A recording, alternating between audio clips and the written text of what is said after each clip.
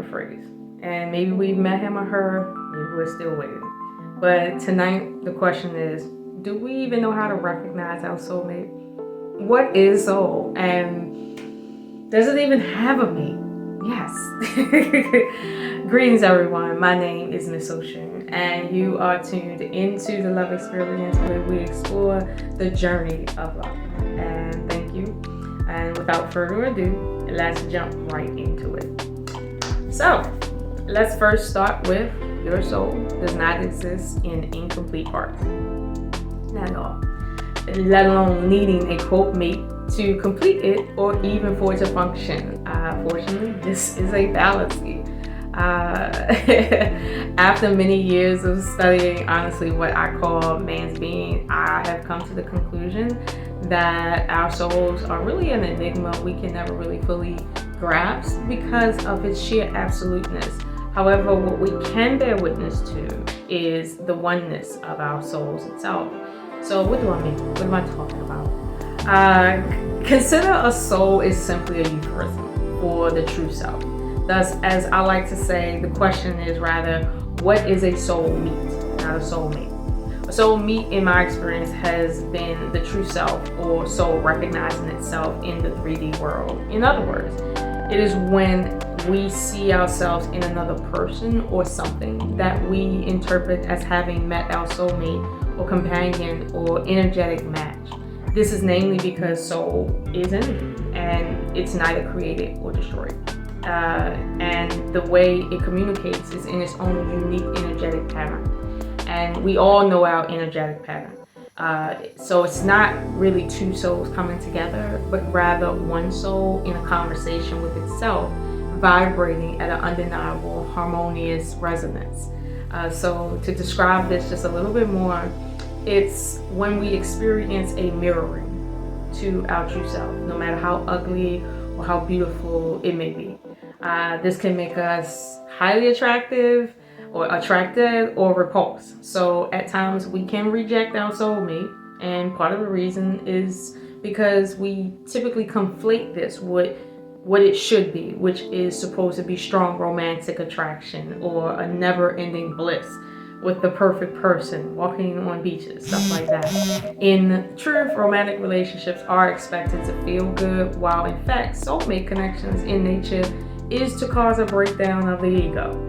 Our old habits, negative thoughts that we can't get rid of, everything that we must really let go of in order for us to really understand why we incarnated here and really learn that lesson. So as such, breakups are definitely common in what we call soulmate connections.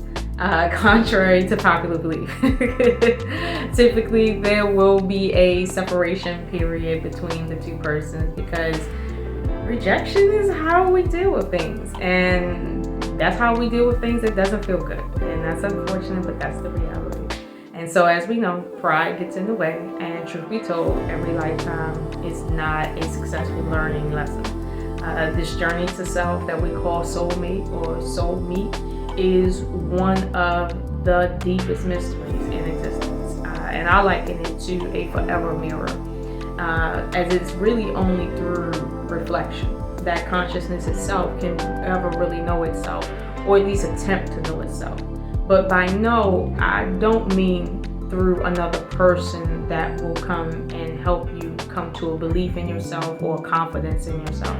That's not what I mean. This is much deeper than that. When one comes into contact with their true self in the 3D, this connection does not render belief at all.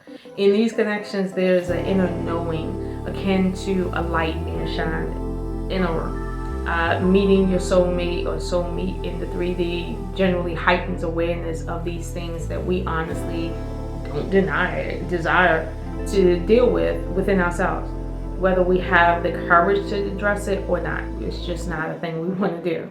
Whether that person is meant to remain or not, doesn't matter. We are changed in a way by what we call a soulmate or soulmate connection that relationships based on attraction or romance or whatever can never reach or even teach us.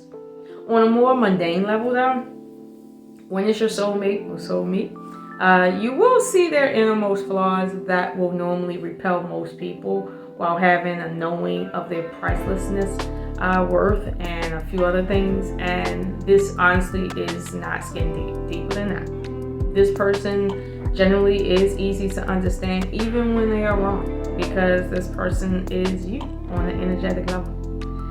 Does this mean you'll always like what you see or what you find in them?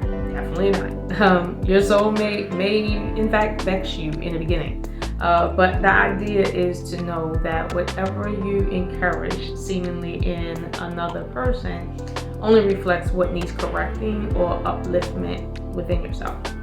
If you are, for instance, a busybody and you do not take care of yourself and you need to go to the doctor all the time, your soulmate's presence in your life will force you to slow down and take that visit and be more healthy. Will you like it? Probably not. Will you want someone that has the same issue that you have that will allow you to remain in your happiness, not taking care of yourself? Probably. We're human. However, this is the balance and the polarity of life, meaning that an equal busybody that isn't focused on health is not a soulmate connection or soulmate connection.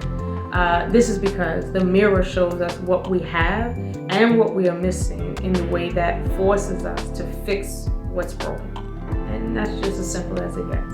As such, loving this type of person is equally frightening as it is blissful in many regards. It will probably have the most obstacles in the beginning before it comes together, because our instinct, like I said, is to reject what does not feel good upon impact. That's just who we are.